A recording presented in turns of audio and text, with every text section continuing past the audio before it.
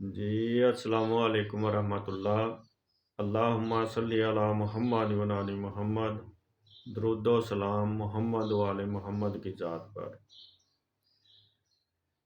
بابا سنیاس بلاگر میں سب دوستوں کو خوش آمدید۔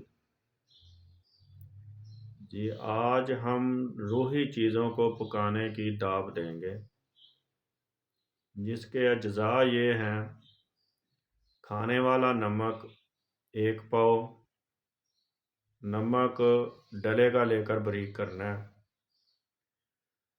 نشادر 1 پاؤ، میٹھا سوڈا 1 پاؤ، سہاگا 1 پاؤ، سجی سفید 1 پاؤ۔ ان تمام چیزوں کو علیحدہ علیحدہ باریک کر لیں۔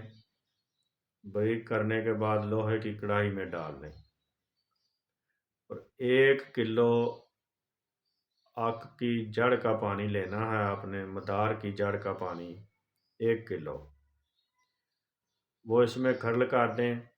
مکس کر کے ریت جنتر ہلکی ہلکی آنچ پر خشک کریں۔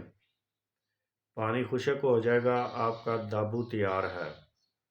اس میں روحی چیزیں پکتی ہیں صاحب نسخہ کے مطابق، مثلا راسک پور، دار چکنا، سمبل پار، شنگرف۔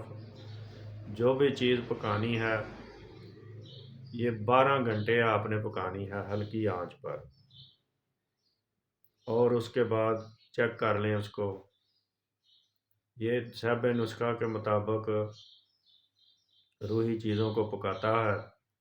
آپ اس کو پہلے دیکھیں، سوچیں، سمجھیں، پھر کریں۔